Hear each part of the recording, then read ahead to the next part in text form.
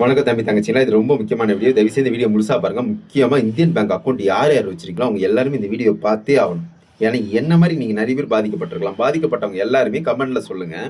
முடிஞ்ச வரை இந்த வீடியோவை இந்தியன் பேங்க் கண்ணுக்கு தெரியற அளவுக்கு ஷேர் பண்ணுங்க. எதுக்கு ஷேர் பண்ண சொல்றேன்னா, நம்ம கஷ்டம் என்னன்னு அவங்களுக்கு தெரிஞ்சா மட்டும்தான் இந்த பிரச்சனைக்கு ஒரு முடிவுக்கு வரும். இல்லைன்னா அவங்க ஜாலியா இருப்பாங்க, நம்ம மட்டும் கஷ்டப்பட்டுக்கிட்டே இருப்போம். அவங்களை ஜாலியா இருக்க விடலாமா? விடக்கூடாதுல்ல.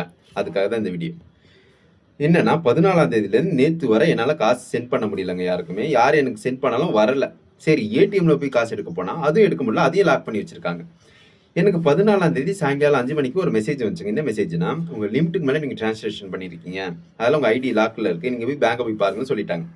சரி நானும் 24 ஹவர்ஸில் சரியாயிரும், 48 ஹவர்ஸ் சரியாகும் பார்த்தா சரியா ஆகலை. இந்த நிமிஷத்தோட என் சம்பள காசு எனக்கு வரல. ஏன்னா என்னால் டிரான்சாக்ஷன் பண்ண முடியல. சரி நானும் போய் பேங்கில் போய் கேட்டால் என்ன மாதிரி 30 பேர் நிற்கிறான். 30 பேருக்குமே லிமிட் முடிஞ்சிருச்சுன்னு லாக் பண்ணி வச்சிருக்காங்க. அதில் ஒரு பொண்ணு ஒரு கேள்வி கேட்டுச்சு. அந்த கேள்வி செருப்பால் அடித்த மாதிரி இருந்துச்சு. என்ன தெரியுமா? அண்ணா, என் பேங்க்ல 1000 ரூபா போகிறதே பெரிய விஷயம். யாரும் எனக்கு காசும் போட மாட்டாங்க, நானும் யாருக்கும் காசு போட மாட்டேன். என் செலவுன்னு பார்த்தீங்கன்னா 100 ரூபா 200 தான். அது எப்படின்னா லிமிட் முடியும்? இது முட்டாள்தனமா இல்லையான்னு ஒரு கேள்வி கேட்டுச்சு. அந்த கேள்விக்கு என்னால் பதில் சொல்ல முடியல. அதே கேள்வியை நான் கவுண்டரில் போய் கேட்டேன், அவங்ககிட்டையும் பதில் இல்லை. இந்தியன் பேங்க் நான் ஓப்பன் பண்ண காரணம் என்னன்னா, கவர்மெண்ட் பேங்க் சேஃப்டியாக இருக்கணும். ஆனால் இந்தியன் பேங்க் ரொம்ப ஒஸ்ட் ஆயிடுச்சுங்க. ஏன் தெரியுமா?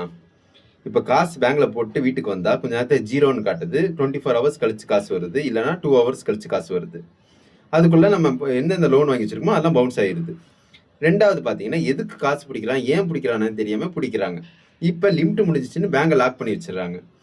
இந்த மாதிரி ப்ராப்ளம் வந்துக்கிட்டே இருந்தால் எப்படி இந்தியன் பேங்க்ல அக்கௌண்ட் வைக்க முடியும் சொல்லுங்க?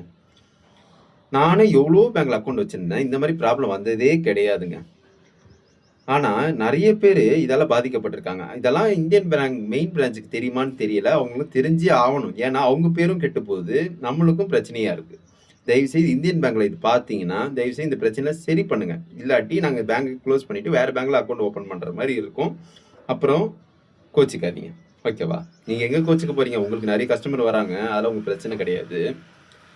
நிறைய பேர் லோன் வாங்கி வச்சிருப்பாங்க. நீங்கள் இந்த மாதிரி ப்ராப்ளம் பண்ணிக்கிட்டே இருந்தால் அவங்களுக்கு பவுன்ஸ் ஆயிடும். பவுன்ஸுக்கு தனி காசு போடுவீங்க. வட்டிக்கு மேலே வட்டி, வட்டிக்கு மேலே வட்டி போட்டால் மிடில் கிளாஸில் இருக்கிறவங்களாம் எப்படி குடும்பம் நடத்த முடியும்? இது எப்படி சேஃப்டியாக வாழ முடியும்? பேங்குக்கே எல்லா காசையும் கட்டிட்டு நாங்கள் மட்டும் ராமம் போட்டுட்டு உட்காந்துருக்கணுமா? நான் யாரையும் குறை சொல்கிறதுக்காக இந்த வீடியோ போடல.